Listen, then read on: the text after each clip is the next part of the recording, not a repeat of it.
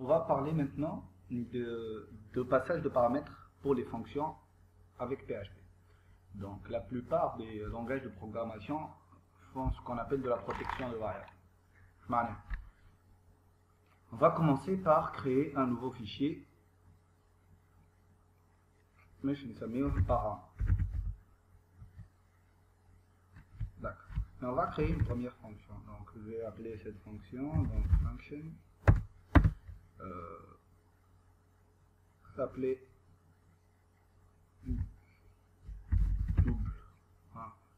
double rôle, d'accord, et ensuite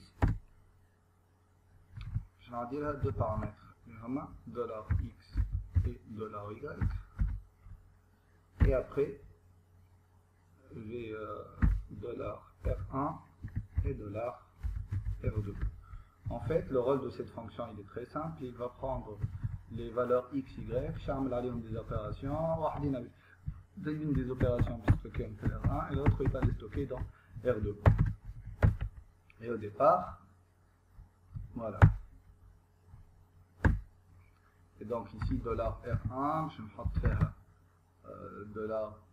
$3 fois $x plus 2 $y. Ok. Et $R2, ça va être 2 fois $x moins 7 fois $y. Il manque un petit fois ici et le tour est joué. توا باش نجي لهنا في الفونكسيون تاعي باش نجي نقول له راهو عندي $r1 égale 0 $r2 égale 0 et باش نعيط للدوبل رول de 7 R1 R2 plutôt bien sûr $R1 et $R2.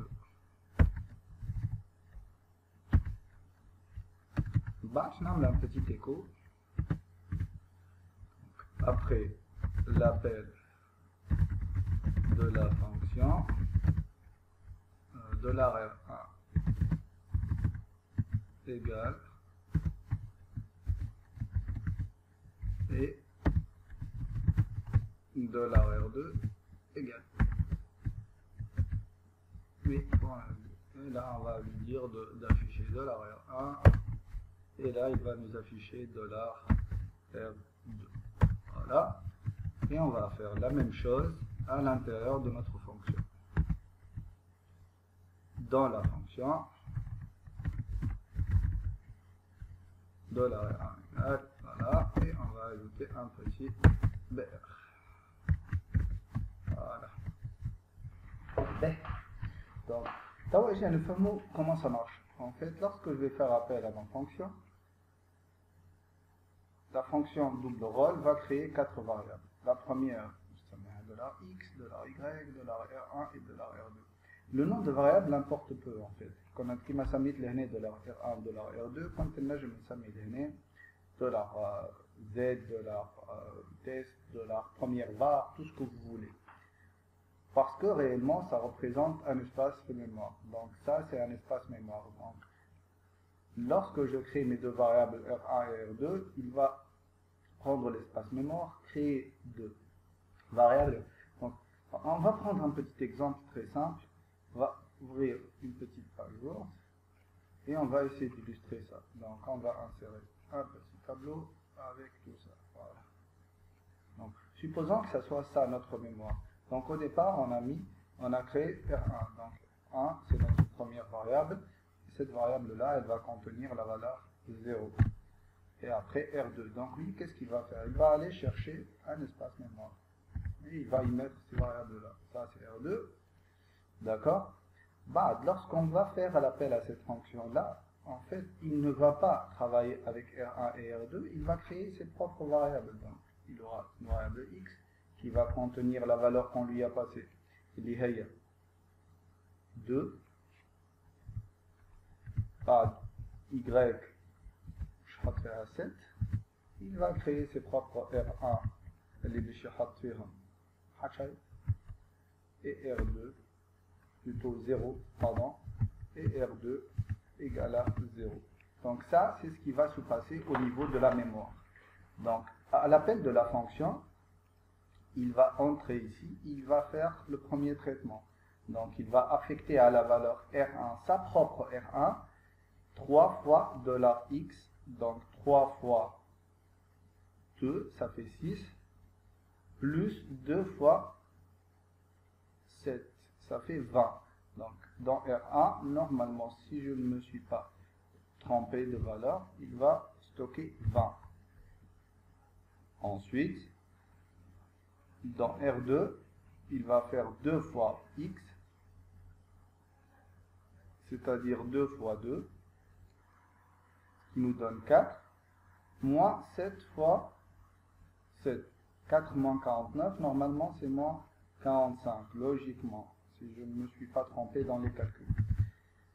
Et là, il va nous afficher dans la fonction $R1 égale à 20 et $R2 égale à moins 45. Dès la sortie de la fonction, on n'a plus la main sur les deux variables R1 et R2. Et ça, c'est problématique. Et donc, si on affiche ça, on va se retrouver avec le R1 et le R2 propres à notre script, c'est-à-dire avec les valeurs 0 et 0. Donc, si on exécute pour voir si c'est réellement comme ça que ça marche, eh ben, on va se rendre compte que dans la première partie, c'est 20 moins 45, comme on l'a expliqué et calculé.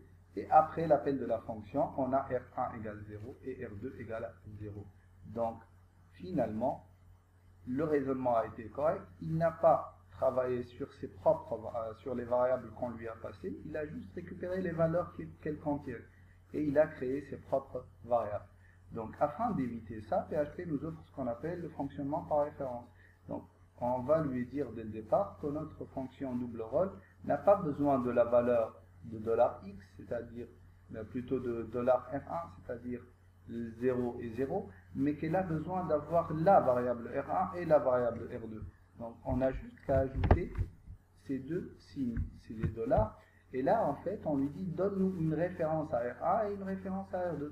C'est-à-dire que nos deux variables qu'on va créer ici, qu'on peut même appeler A et B. Hein. Donc ça, c'est le dernier de nos soucis, le nom. Donc on va changer le nom pour voir que réellement, c'est pas ça le plus important. Et là, c'est B. Et là, c'est B. Mais là, c'est, bon, R2, on peut les appeler comme vous voulez. Ici, c'est l'affichage. Et donc là, au lieu de lui passer comme paramètre les valeurs 0 et 0, on va faire en sorte que ces deux variables pointent sur ces deux-là. Et donc, qu'au lieu d'utiliser des variables, ces variables-là, on va automatiquement utiliser quoi?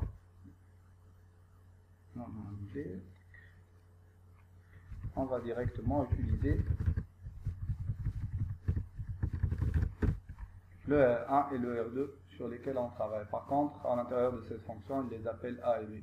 Donc, si on actualise, on va avoir la même valeur de R1 et R2 dans les deux parties. Donc, c'est très simple à faire fonctionner, mais il faut réellement comprendre le concept qui se trouve derrière. Donc ici, en lui disant dès le départ qu'on veut travailler sur les variables d'origine, en lui passant les références à ces variables-là, on va s'attaquer directement à nos variables. Il faut faire attention. Si vous ne voulez pas que votre fonction touche à ces variables-là, vous les passez par valeur en indiquant directement ici le nom de vos deux variables et là, vous les protégez et vous n'avez pas de souci à vous faire concernant vos variables.